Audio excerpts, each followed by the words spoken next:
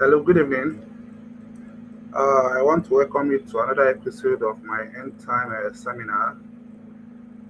Today is going to mark the series of our inquiry into the Jewishness of the Yorubas, the Igbos, and the entire southern Nigeria. Today's topic is end time is going to be um, the Lost Jews Part 3, which talks about the issues going on in the Middle East regarding.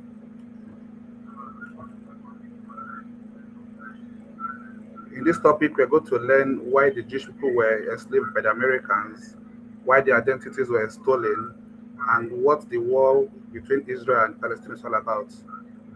I want to encourage us to pay attentive to this topic because it's very important also for the future, for what's going on in the world events. Happy viewing.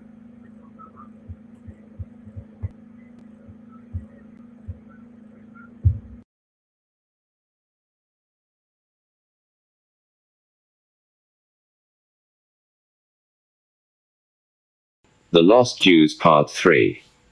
The first part of this study revealed the true skin color of God, Jesus, Adam, and the ancient Israelites. It also revealed how the ancient Israelites' identity was stolen by the Europeans.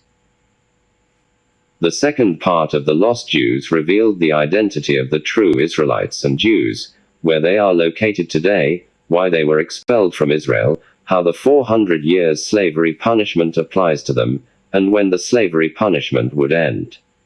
The part 3 of this study is the final part of the 3-part series, and I also subtitled it as The Ultimate Plan Revealed. In this part, we will learn why America captured and enslaved the Jews and what their ultimate plan for the world is. The part 3 of The Lost Jews is the final part of the 3-part series. In part 1, we learned that Shem, the second son of Noah, had light brown skin, and Abraham, Isaac, and Jacob were Shem's descendants. We also learned that Jesus came from the tribe of Judah and he was a direct descendant of Abraham, Isaac and Jacob. And that the descendants of Abraham, Isaac, and Jacob have brown skin. We learned that after God established his covenant with Abraham and revealed to him that his descendants would be slaves in a country not their own for 400 years. Genesis 15:12-14. We also learned that these prophecies were not fulfilled when Joseph, his father, brothers and their entire family relocated to Egypt. We learned that Israel sinned through King Solomon, and God divided Israel into 2 separate nations. The kingdom of Judah was made up of the tribes of Levi, Judah, and Benjamin, while the kingdom of Israel was made up of 10 tribes and had Samaria as its capital. We learned that the kingdom of Israel sinned, and God allowed them to be taken into captivity by the king of Assyria and were later scattered to Assyria, Halah and Haba in the cities of Medes. The 10 tribes of the kingdom of Israel were scattered to parts of modern Syria, Iran and Turkey, and they never returned to Israel again. 2 Kings 17:6. We learned that the kingdom of Judah also sinned, and God allowed them to be taken into captivity by King Nebuchadnezzar and Babylon for 70 years. And that was the last time a king from Judah ever ruled the kingdom of Judah. We also learned that the Jews rejected Jesus and handed him to the Romans to be killed, and in 70 AD, Caesar issued a decree for the destruction of the second Jewish temple and scattering of the Jews abroad. We learned that some Jews settled in West and Central Africa. Jews from the tribe of Levi settled in western Nigeria, including Kogi and Kwara states, then migrated to Benin Republic, Togo, Ghana, Liberia, Sierra Leone, Ivory Coast, Guinea-Bissau, Senegal, and Gambia. Jews from Judah settled in east and southern Nigeria, including Benue State, and spread into Cameroon. Jews from the tribe of Benjamin settled in Central Africa. Today, they are known as the people of Equatorial Guinea, Congo Democratic Republic, Angola, Gabon, Mozambique, Madagascar, and São Tomé and Príncipe. The Bible prophesied that the Jews would be taken captive by the Americans and carried to the Americas by sea, where they would be sold as slaves. The Bible talked about the Gentile people. I didn't discuss much about the Gentiles in the last two topics. Who are the Gentiles? It's important to always keep in mind that the Gentile people are primarily descendants of Japheth, and the New Testament provides more proof that the Gentile people are unique to Japheth's lineage. Matthew chapter 4 stated that, land of Zebulun and land of Naphtali, the way of the sea, beyond the Jordan, Galilee of the Gentiles. Matthew 4:15. Galilee was originally Israel's land, but when the Romans took over, they seized Galilee and divided it into several small cities known as Judea, Samaria, Paralia and Galilee. Under the Roman occupation and control, Galilee was known as Galilee of the Gentiles. The Romans, now known as the Italians, are Europeans from the bloodline of Japheth. In referring to the death of Jesus, the Bible stated that, he will be delivered over to the Gentiles. They will mock him, insult him and spit on him. They will flog him and kill him. Luke 18:32-33. According to the Bible, the Romans, now known as Italy, were the ones who humiliated and crucified Jesus. The Bible stated that, the Jewish believers who had come with Peter were astonished that the gift of the Holy Spirit had been poured out even on Gentiles. Act 10:45. The Bible also stated that, Jesus sent out the 12 apostles with these instructions. Don't go to the Gentiles or the Samaritans. Matthew 10:5. Jesus told his disciple that the gospel was not to be preached to the Gentiles. This implies that the disciples would have known the identity and location of the Gentiles. The disciple knew who the Gentiles were because of the color of their skin. They were of white skin. The Gentiles were the Europeans and descendants of Japheth. Mountains of evidence support the fact that Europeans are the Gentiles mentioned in the Bible, thanks to Paul's missionary travels. This was why it was a big deal for the Gentiles when they first heard the gospel on Pentecost Day, when the disciples first preached it to them. We see the locations where Paul traveled and preached. Plans to eliminate Israel. Asaph was a scribe, a writer, and he was King David's personal scribe. Asaph was praying concerning the visions God had shown him regarding the future of Israel and the plot to destroy and hide the Jews.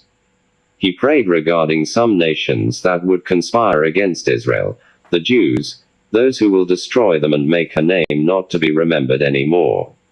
The scheme of these nations was to hide the Jews so that they will never be remembered again. Asaph's prayers were as follows: God, do not remain silent, do not turn a deaf ear, do not stand aloof, O God. See how your enemies growl, how your foes rear their heads. With cunning they conspire against your people, they plot against those you cherish. Come, they say, let us destroy them as a nation, so that Israel's name is remembered no more. With one mind they plot together.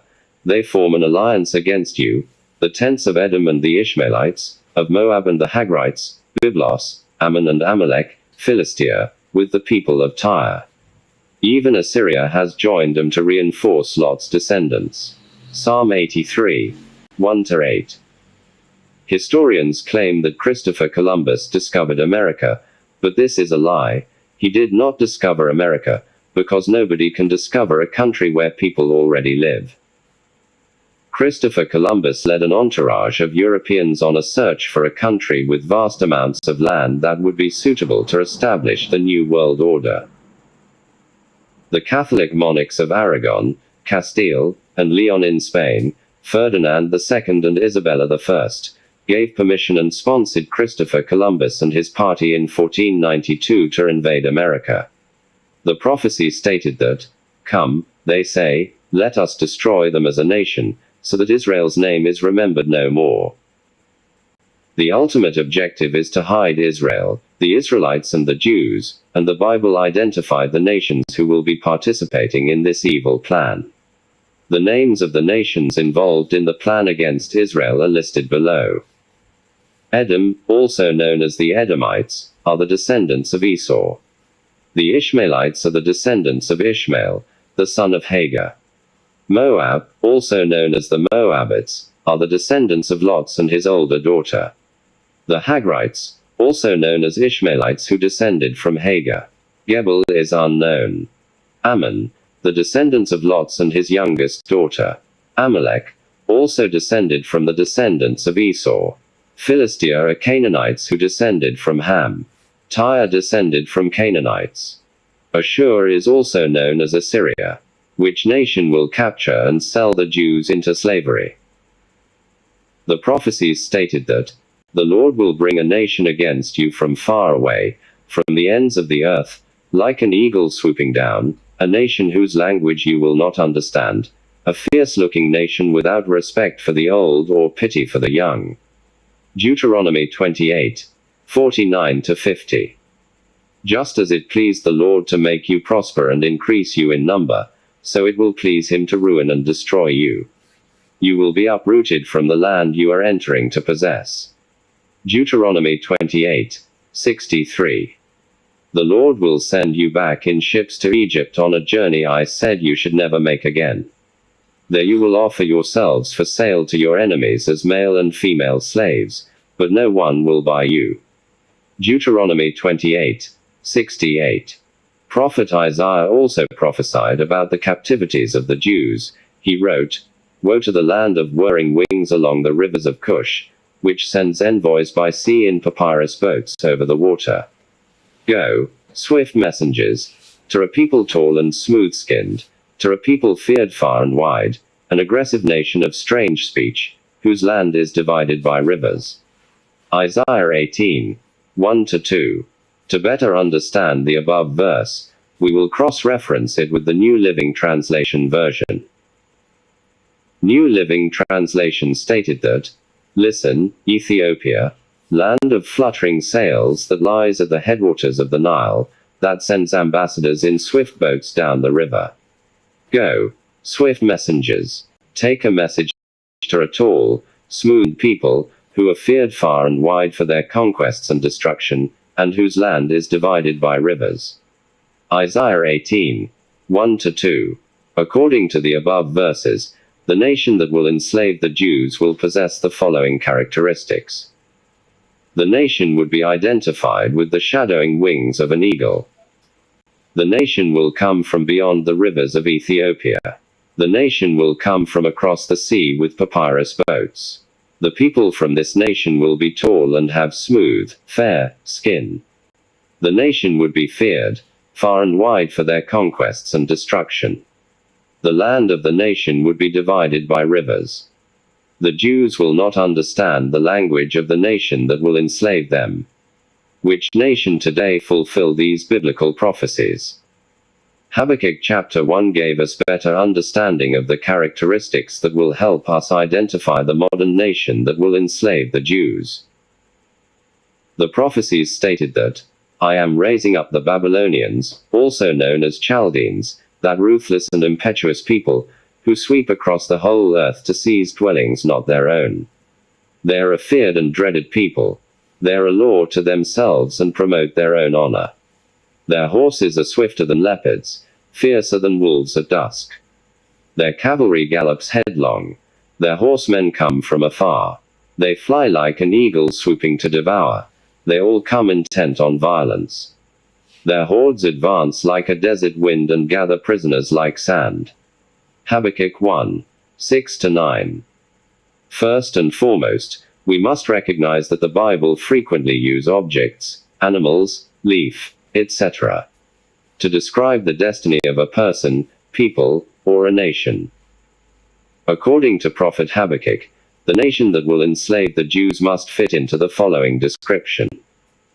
The nation is described as Babylonians, who are also known as the Chaldeans. The nation would be ruthless and impetuous, meaning impulsive, people. The nation would sweep, marches, across the whole earth to seize dwellings not their own. The nation would be feared and dreaded. The nation would be law unto themselves and promote their own honor. The nation's horses are swifter than leopards, fiercer than wolves at dusk. The nation would be depicted as an eagle swooping to devour, and it would come with the intent on violence. The nation's hordes, soldiers, advance like a desert wind and gather prisoners like sand.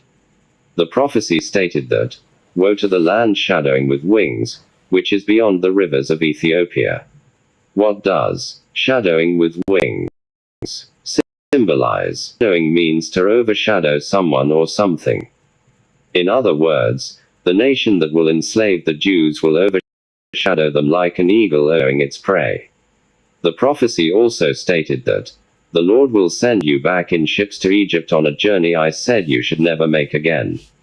Deuteronomy 28. Isaiah also prophesied about the capturing of the Jews and said, "Woe to the land of whirring wings along the rivers of Cush, which sends envoys by sea in papyrus boats over the water." According to prophecy, the nation that will enslave the Jews will send its envoys or ambassadors crossing the Atlantic Ocean on papyrus boats. The 16th century ships used to transport the Jews are the same ancient papyrus boats, as prophesied. The Atlantic Ocean was formerly known as the rivers of Cush, also known as Ethiopia. According to prophecy, a papyrus boat, a large ship used to transport huge amounts of cargo, will be used to capture the Jews. The prophecy stated that, "Go, swift messengers. Take a message to a tall, smooth-skinned people." Isaiah 18, 1-2. What does this phrase mean? Smooth-skinned is in reference to fair skin complexion. According to the prophecy, the Jews will be captured and enslaved by a people that have fair skin complexion. Which modern country fits into these prophetic descriptions? America is Babylon or the Chaldean. The prophecies stated that, "Go down, sit in the dust, virgin daughter Babylon, sit on the ground without a throne, queen city of the Babylonians. No more will you be called tender or delicate." Isaiah 47, 1. Cross-referencing the same verse with another translation says, "Come down and sit in the dust, virgin daughter of Babylon. Sit on the ground without a chair, daughter of the Chaldeans. For no longer will they call you tender and attractive." Isaiah 47, 1. According to the verse above, the terms daughter of Babylon and daughter of the Chaldeans are the same people. Why does the Bible describe Americans as being Babylonians? The reference to America as Babylon or the Chaldeans is a prophetic parallel or similarities because they both have similar characteristics. A perfect example of such prophetic parallel was the case of the church in Thyatira and Jezebel and John the Baptist and Elijah. Jesus referred to John the Baptist as Elijah and the church in Thyatira as Jezebel. Revelation chapter 2 stated that, "Nevertheless, I have this against you, you, Thyatira church, tolerate that woman Jezebel, who calls herself a prophetess. By her teaching she misleads my servants into sexual immorality and the eating of food sacrificed to idols." Revelation 2:20. Jezebel was the daughter of Ethbaal, the king and high priest of Baal that the Sidonians worshipped. Jezebel was raised in an environment where sex was used as pathway to power and influence. Jezebel was referred to as the corrupt woman, the mother of harlots and abominations of the earth. She led her idolatry and fed the prophets of Baal. Jezebel is mentioned as the immoral and shameless false prophetess of the Thyatira church of the seven churches of Revelation. The modern churches fulfilled the prophecies regarding the church in Thyatira, where they continue to do evil by teaching heresy and leading God's people astray. How can Jezebel be threatening the church today? Obviously, the literal person of Jezebel was not present in the church or today's church. The reference is a prophetic symbol and not literally in person. We see the same thing with John the Baptist and prophet Elijah. John the Baptist was Elijah because he came in the spirit and power of Elijah. In the same way, the church in Thyatira was under the spiritual control of the same demonic influences that influenced and controlled Jezebel in the Old Testament. This is the same thing with ancient Babylon and America. America represents all the values and characteristics of ancient Babylon during King Nebuchadnezzar's reign. Such values include falsehood, warmongering, supplanting nation, promoting Satanism, unjust killing of people all over the world, and so on. Babylon means confusion, and it symbolized opposition to God. The reason the Tower of Babel was built in the first place was to invade heaven, kill God, and install their idols in heaven and worship it. Babylon was also known for its falsehood, idolatry, wickedness, and conquest. Before Babylon was conquered by the Persians, it was a dreadful and ruthless nation that took nations by force and enslaved the people. Does America represent these values? What are Isaiah's prophecies concerning America? According to Prophet Isaiah's prophecies, today's Babylonian nation must fit into the following prophetic profile or descriptions. The nation must be ruthless and impulsive. America is a ruthless and impulsive nation. Practical examples include the invasion of West and Central Africa, captured and transported nearly 12 million Jews and sold them as slaves. Hiroshima and Nagasaki were bombed with atomic bombs in 1934, destroying Japan and killing millions. We also saw pointless invasions and destruction in Iraq, Libya, and elsewhere. The prophecy stated that the nation sweeps, marches, across the whole earth to seize dwellings not their own. America swept across West and Central Africa and seized over 80% of Jewish people and sold them as slaves. Christopher Kelly and Stuart Laycock published a book called America's Invasion. The book listed 84 countries that America has invaded since 1945 and planted its soldier in those countries. The prophecy stated that the nation is feared and dreaded. America is one of, if not the most feared countries in the world. The prophecy stated that the nation is a law to themselves and promote their own honor. America has no regard for the rule of law, despite its pretense of obeying the law. America violates all international laws to further its own national interests. The invasion of Iraq is a typical example of this. America invaded Iraq under the false impression that they possessed nuclear weapons, which was untrue.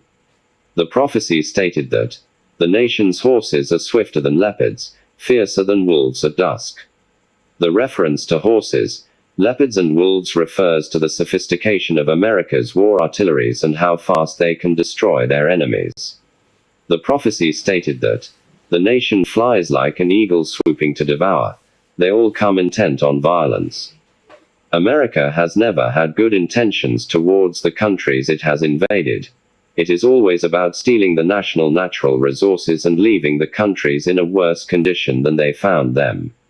The prophecy stated that the nation's hordes advance like sand.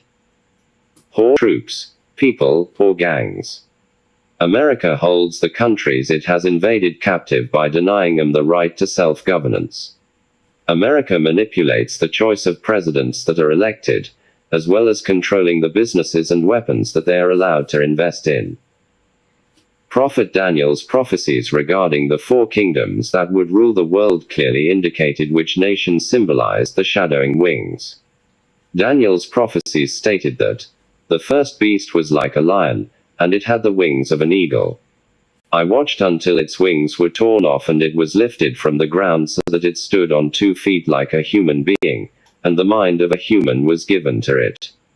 Daniel 7:4. Most times, God depicts or reveals his messages by using symbols such as images of animals or objects.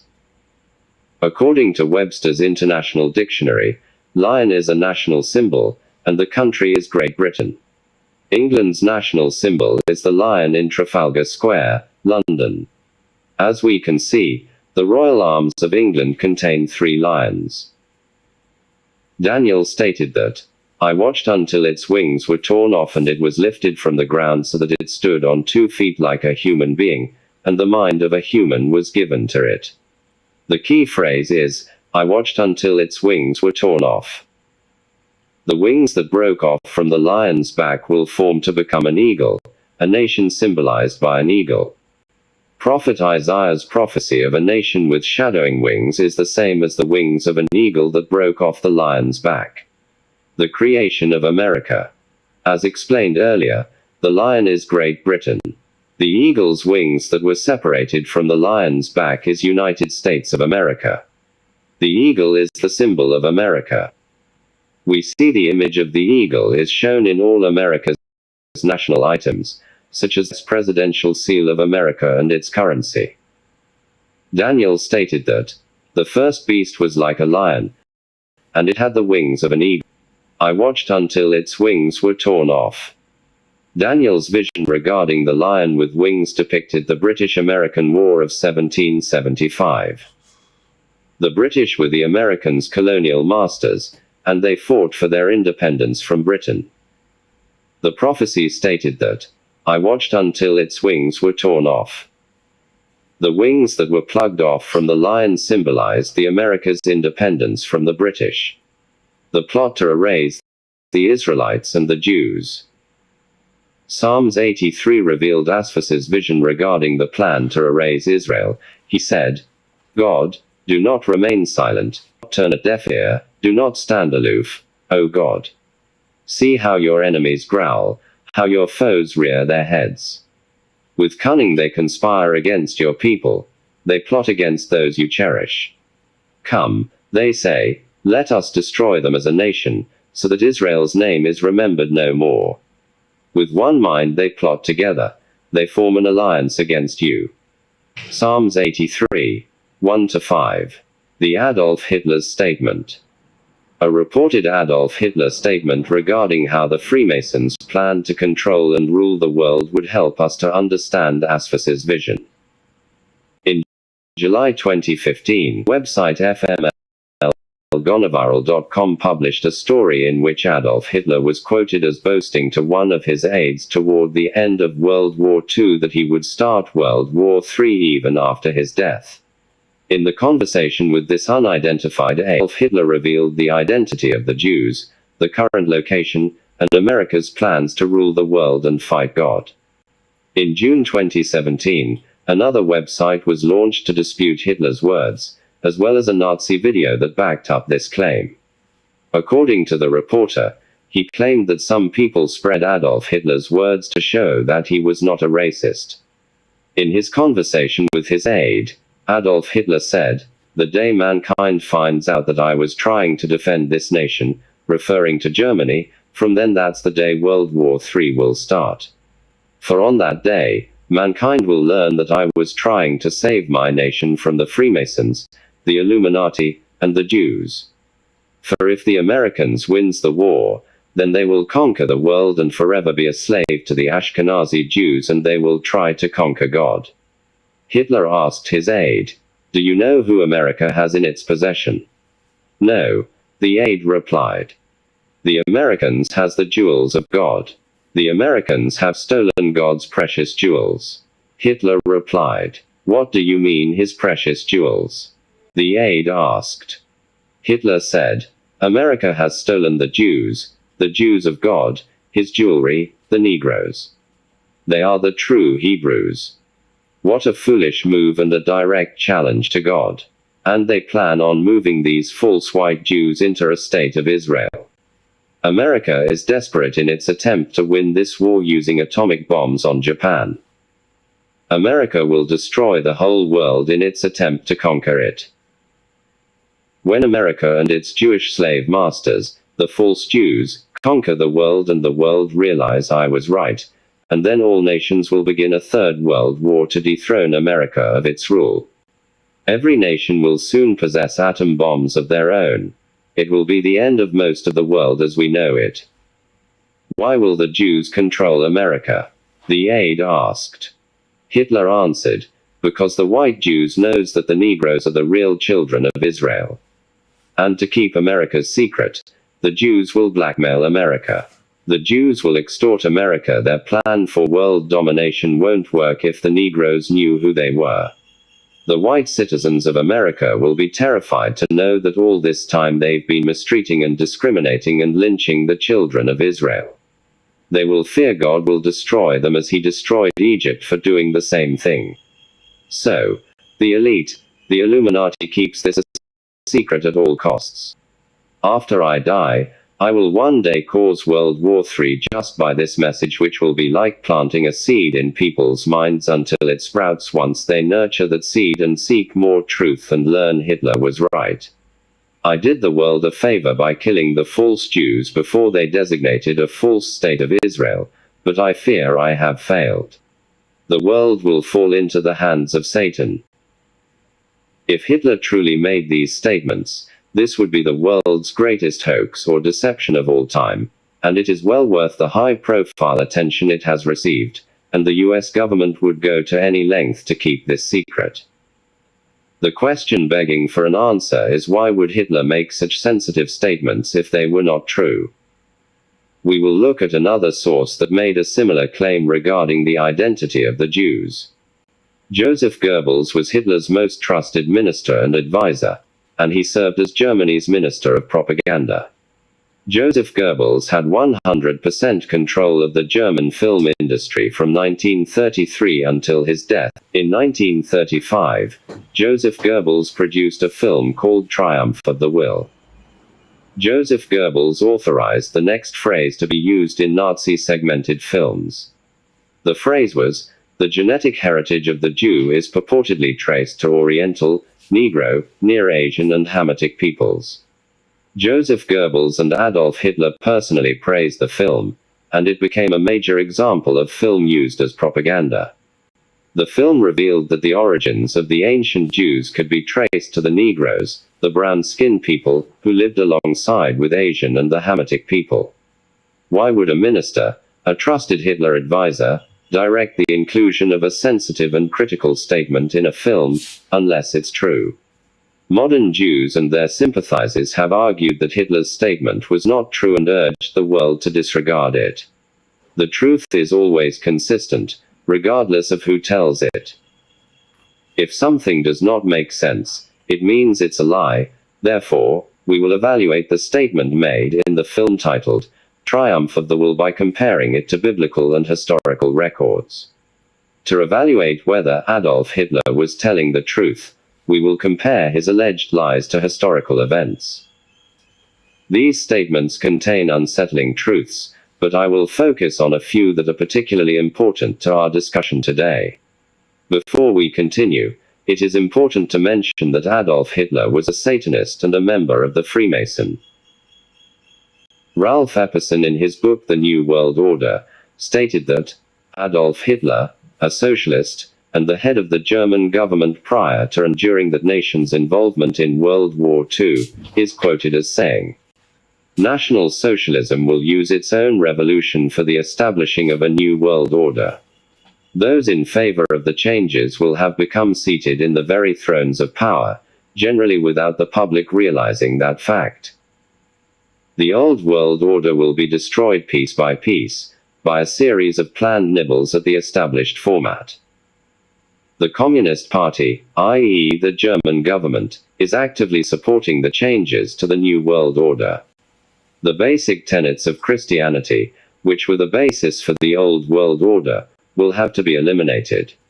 If the slower, methodical techniques of change do not function, violence will be introduced and controlled by the planners.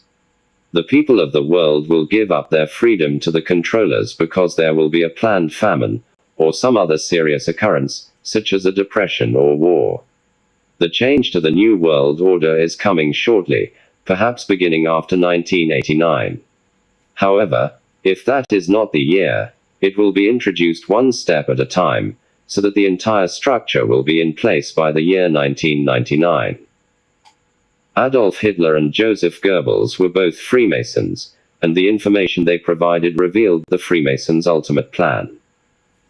Adolf Hitler's comments and statements in the Triumph of the Will film was first shown in 1935, before World War II. It's difficult to explain why Adolf Hitler and Joseph Goebbels would disclose such important Freemason secrets even before World War II began. Maybe they wanted the Germans to believe they had power to control world events. Or maybe the Freemason wanted the world to know about their hidden plans, but most people didn't pay attention. Most Freemasons' books, especially some that I have read, are all about revealing their ultimate plans to rule the world, just like Adolf Hitler did in his comment. What are the ultimate plans of the Freemason? On August 15, 1871, Albert Pike wrote a letter to Giuseppe Mazzini outlining Illuminati's plans for the three major world wars that would allow them to usher in the New World Order. Albert Pike's letter to Giuseppe Mazzini stated that the First World War must be brought about in order to permit the Illuminati to overthrow the Tsars in Russia and of making that country a fortress of atheists.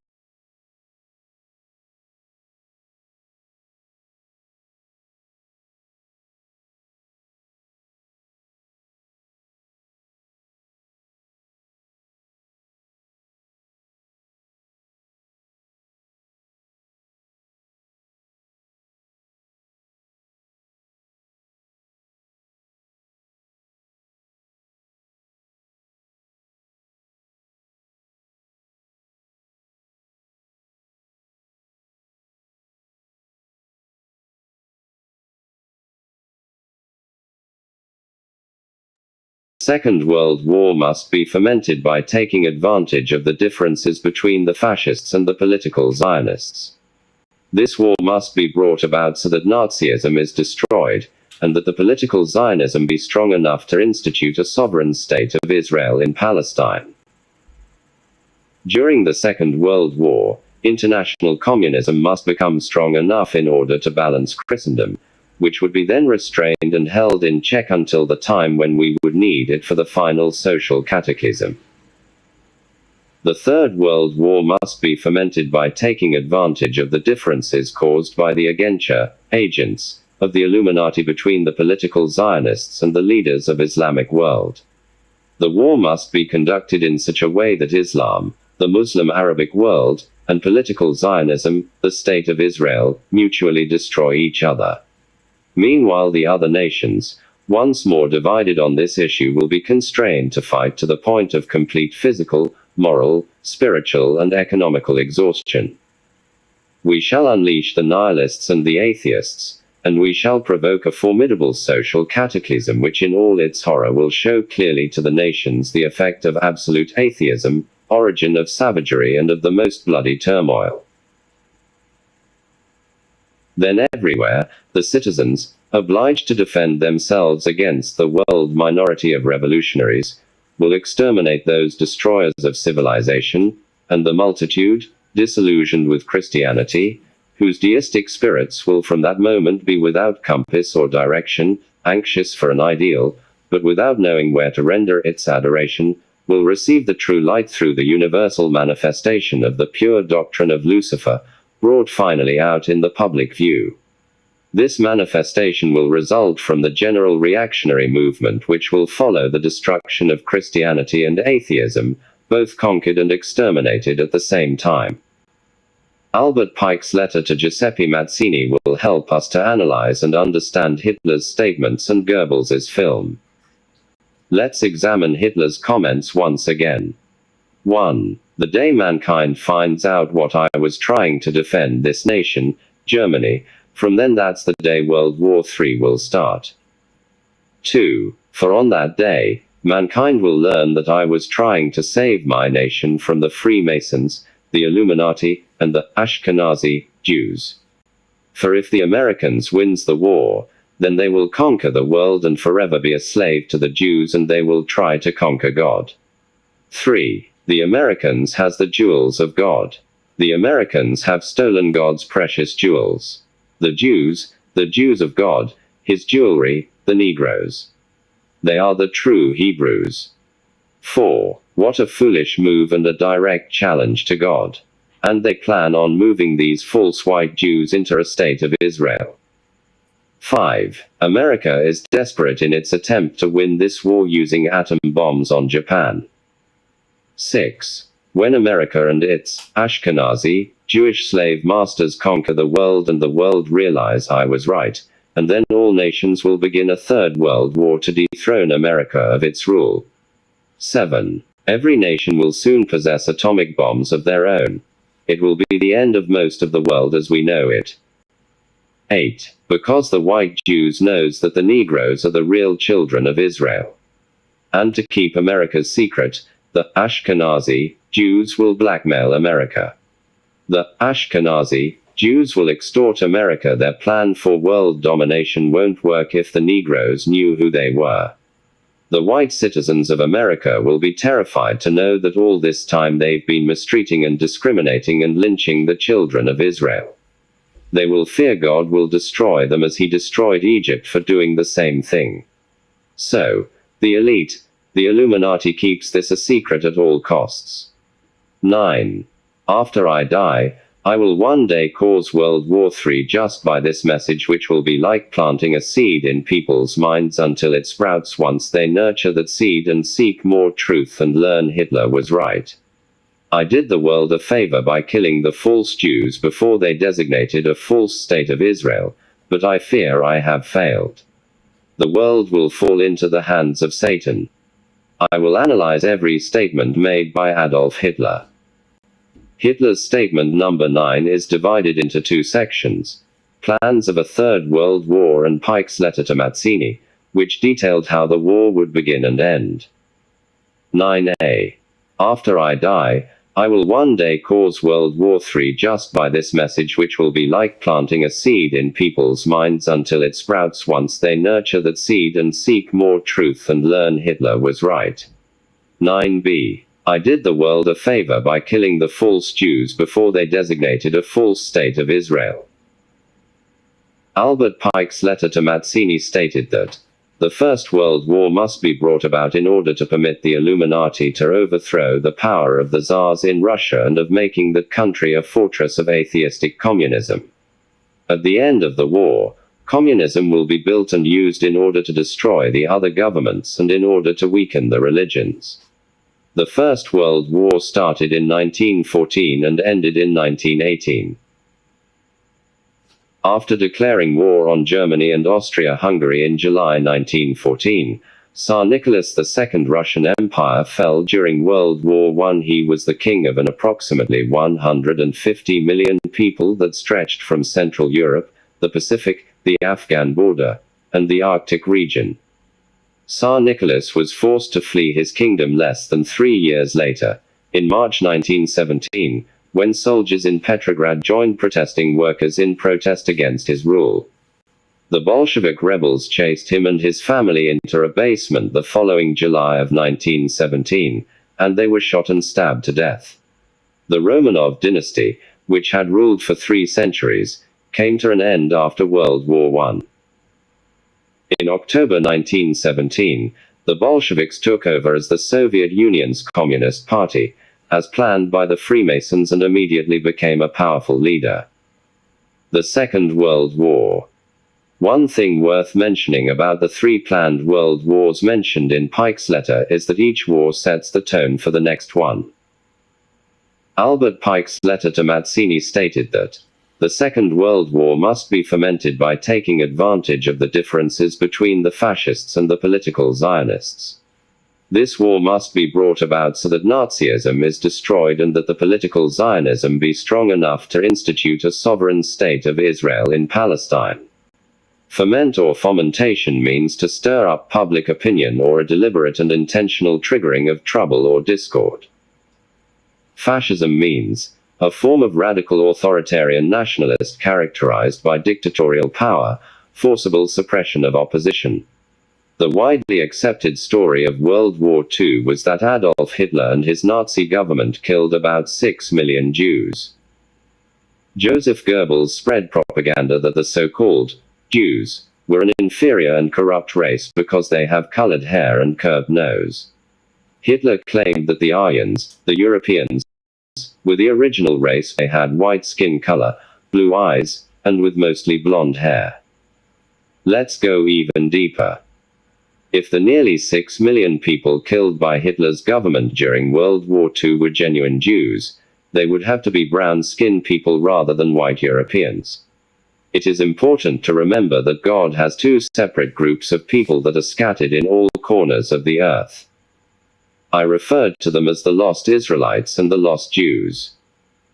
According to Genesis 10, Everyone on earth descended from Noah's 3 sons. The 3 sons of Noah are Japhet, Shem and Ham. The Japhetic bloodline spread across Europe and Asia. Shem's bloodline spread to occupy parts of the ancient African continent but were later drafted to the newly created Middle East and scattered throughout the world as punishment for their sins. Ham's bloodline spread throughout Africa and parts of the Middle East. Stated that, in the 9th year of Hoshi, the king of Assyria captured Samaria and deported the Israelites to Assyria. He settled them in Gozan on the Haber River and in the towns of the Medes. 2 Kings 17, 1-6. The 10 tribes that made up the kingdom of Israel, also known as the Israelites, were scattered to Hala, Gozan, and Medes in the Middle East. I always say there's consistency in truth. The 3 tribes that made up the kingdom of Judah, also known as the Jews, were scattered to West and Central Africa. The statement made regarding the identity of the Jews in the 1935 film, Triumph of the Will, is consistent with the Bible and historical records. The exact statement in the film was, the genetic heritage of the Jews is purportedly traced to Oriental, Negroes, Near Asian and Hamitic peoples. The film's usage of the phrase made it very clear who the Jews were and where they were originally located. According to the film, the Jews could be traced back to the Oriental, which means Asia, and their Negroes who settled near Asians and Hamitic peoples, Africans. For the sake of clarity, we must examine whether the claims made regarding the Jews in the film Triumph of the Will are consistent with historical fact. Elam, son of Shem, are known as the Elamites. We see maps with the modern and ancient names of nations. From the map, we see that the Elamites, land circled in red, settled in a small part of Arabia Peninsula, the Elamites settled in the middle of Africa, the Hamitic people, and Asia, Japhetic people, exactly as the film stated. Elam, son of Shem, are the Elamites. The Elamites established the Shushan, Susa, palace. The Elamites portrayed themselves as people of colored-skinned and afro hair. This ancient picture was found in the Shushan palace. The Bible stated that, in the 9th year of Hoshi, the king of Assyria captured Samaria and deported the Israelites to Assyria. He settled them in Hala, in Gozan on the Haber River and in the towns of the Medes. 2 Kings 17, 1-6. According to the above Bible verse, the Israelites were scattered to the present-day nations of Syria, Iran and parts of Turkey. We see images of Israelites in Turkey, Syria and Iran. If all Israelites and the Jews are brown-skinned people, which Jews did Hitler and his Nazi government kill during World War II? If Hitler's 6 million white victims were not genuine Jews, who were they? Albert Pike's letter to Mazzini stated that, this war must be brought about so that Nazism is destroyed, and that the political Zionism be strong enough to institute a sovereign state of Israel in Palestine. Albert Pike's letter to Giuseppe Mazzini on August 15, 1871. Hitler's statement of 1935 stated that, and they plan on moving these false white Jews into a state of Israel. The Freemasons and the Illuminati's ultimate goal was to create a fake white Europeans Jewish people, establish a false nation of Israel, install them in the Promised Land, and use them to carry out the planned wars. The Freemason will use these fake Jews to stir up unrest in the Middle East, which would eventually lead to World War III and the creation of the New World Order. Without going into details about the current turmoil in the Middle East, we can see the ongoing wars between the false nation of Israel and Middle Eastern nations, as planned by the Freemasons. Hitler's statement of 1935 stated that, I did the world a favor by killing the false Jews before they designated a false state of Israel. Hitler was telling the truth when he confessed to killing the false Jews, but he did so not to help genuine Jews or the Palestinians, but to further the Freemasons' objectives. The greatest scam the world has ever witnessed would be to kill almost 6 million people, disguise another set of people as Jews, and install them as a false nation of Israel. After the Israelites and the Jews were expelled from Israel in 600 BCE and 70 AD respectively, the world has forgotten who the true Israelites and Jews were. To accomplish the goals, the Freemasons created a convincing make-believe event, such as the Holocaust, and promoted it through propaganda. Some pastors have even claimed that the Holocaust fulfilled Ezekiel's prophecy of the Valley of Dry Bones, which is false. Many people, especially Christians, identify and sympathize with these false Jews. Ashkenazi Jews from the Khazars. The Ashkenazi Jews from the Khazars were the 6 million white people that were killed, and their remnants were moved from Europe, and installed in the land of Israel as Jews. When Arthur Koestler released his book The 13th Tribe in 1976, and it sparked controversy in the religious community. Koestler, who's an Ashkenazi Jew, and while researching about his own people, he revealed that his people were not the bloodline Jews from the Bible, but that they converted to Judaism. Koestler stated that this was written before the full extent of the Holocaust was known, but that does not alter the fact that the large majority of surviving Jews in the world is of Eastern European and thus perhaps mainly of Khazars. Based on a misapprehension shared by both the killers and their victims. The story of the Khazar Empire, as it slowly emerges from the past, begins to look like the most cruel hoax which history has ever perpetrated. The Eastern Europeans Jews have tried to refute these facts.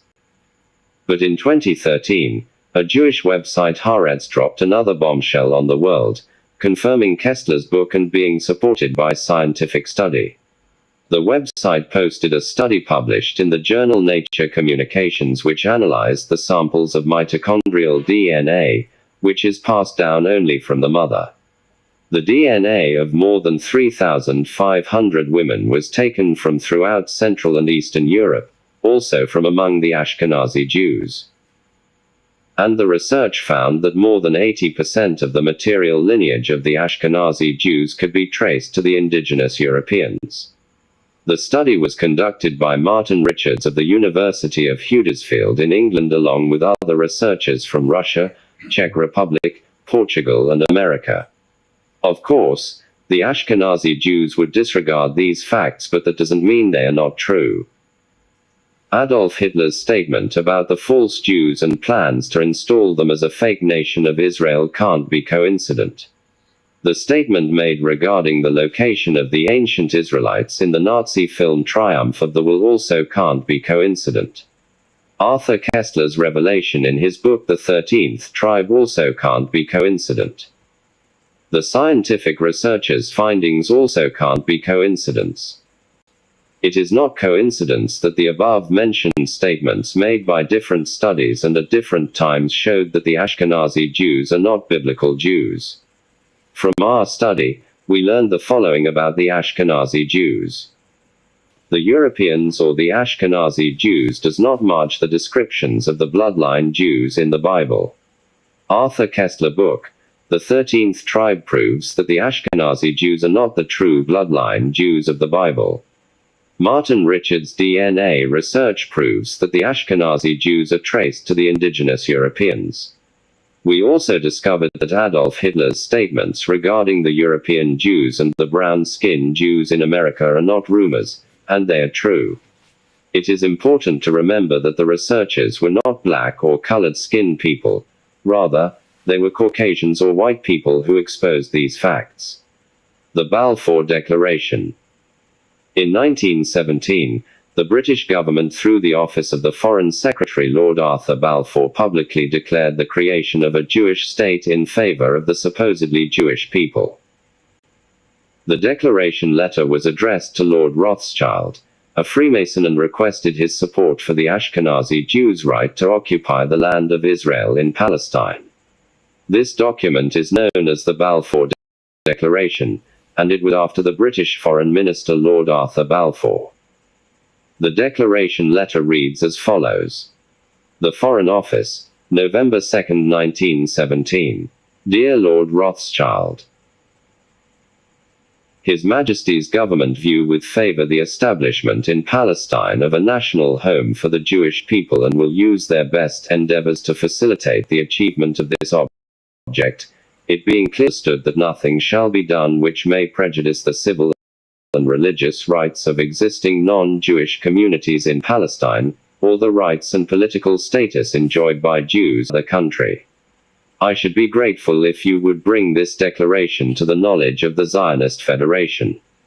The term restoration of Zion refers to God's promise to restore the house of Israel, which will take place when He returns. The term Zion or Zionism is derived from Mount Zion, and it's located in Jerusalem, in Israel. Zionism means the movement to establish a sovereign state of Israel on the promised land in Palestine, the land which God promised to Abraham and his descendants. The political Zionists have deceitfully established the sovereign state of Israel in Palestine. In 1933, the Zionist Jews were declared as enemies of the state in Eastern Europe, and they were removed from society, imprisoned in concentration camps where many died from hunger, gas chambers, burnt in ovens, and acid baths. Albert Pike's letter to Mazzini stated that this war must be brought about so that Nazism is destroyed. After World War II, the Allied nations, the UN Security Council came together and decided to divide Germany into two independent nations because it was believed that the Germans had led the world into the First and Second World Wars. Separate nations were West Germany and East Germany. West Germany was under the control of United Nations Security Council. East Germany was under the control of the communist power, the Soviet Union. Albert Pike's letter to Mazzini stated that, and that the political Zionism be strong enough to institute a sovereign state of Israel in Palestine. In 1947, the United Nations voted to create two states in Palestine: the nation of Israel and a homeland for the Palestinians. Although the UN resolution recommended that both nations be independent Arab and Jewish states in the region. But Israel went ahead and declared its independence in 1948. The independence of Israel was recognized by American President Henry Truman on that very day. According to FBI files, President Truman took a pen and scratched out reference to a new Jewish state and just left it as a new state. Why would President Truman strike out or remove the reference to Jewish state? President Truman knew what he was doing when he struck out the reference to Jewish state, because he was aware of the Illuminati and Freemasons' plans to create a false Jewish state. President Truman removed the reference to the Jewish state because he knew that the people that were transported from Europe to Palestine to create the fake false nation of Israel were Europeans, and they were not bloodline Jews or Jews from the Bible. The modern Israel was not established in 1948 as a Jewish state or a theocratic state. Modern Israel was established as a democratic and secular state. Israel accepted the UN's resolution, but the Arabs rejected it and started war the next day. Jerusalem was not part of the established nation of Israel when it was created in 1948. Israel defeated the Arab countries in a six-day war of 1967, and they captured Jerusalem and the Temple Mount in the process. Israel captured the Temple Mount on June 7, 1967, but after a few hours, the Israeli government invited the Muslim Waqf to return to the Temple Mount as caretakers of the Muslim shrines. This is the root cause of the problems in Israel and the Middle East today. After Israel captured Jerusalem, the world expected them to demolish the Dome of Rock and every other Islamic shrine the Palestinians had built in the Holy Land, but Israel invited the Palestinian Islamic leaders to take control of the temple. After the Palestinians took over the Dome of Rock, the Wailing Wall and other holy shrines, they banned the Ashkenazi Jews from worshipping in any of the holy sites. This is the root cause of the Israeli-Palestinian war today, just as planned by the Freemasons. Why would Israel invite their enemy to take over the temple that they had just captured? The reasonable response is that they did so because it was part of the plan as revealed in Albert Pike's letter to Manzini, to bring about World War III and the New World Order. Biblical Zionism is God's promise to restore Israel when Jesus returns. The Zionism mentioned in the Bible and modern political Zionism are not the same. The political Zionism is a movement of the false Jewish people to re-establish the Jewish homeland in Palestine, and this movement was pioneered by Theodor Herzl, an Ashkenazi Jew. The end.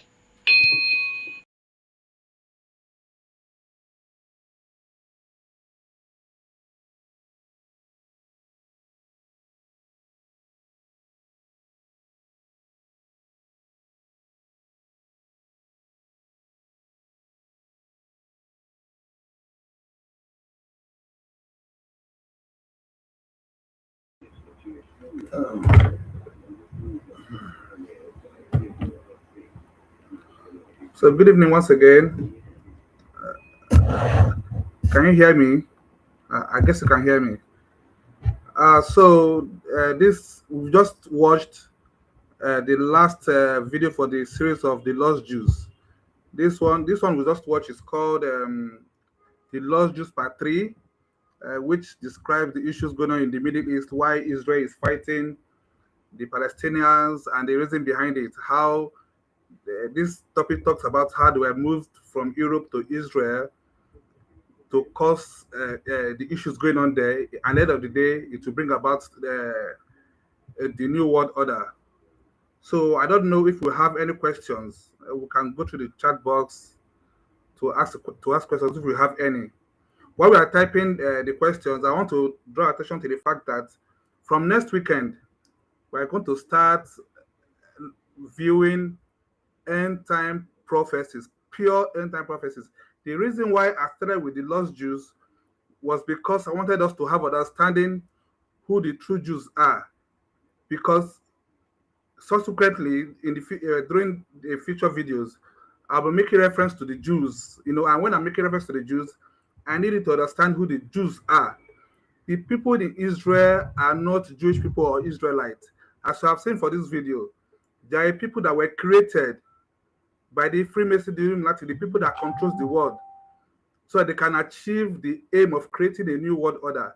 New world order means one world government.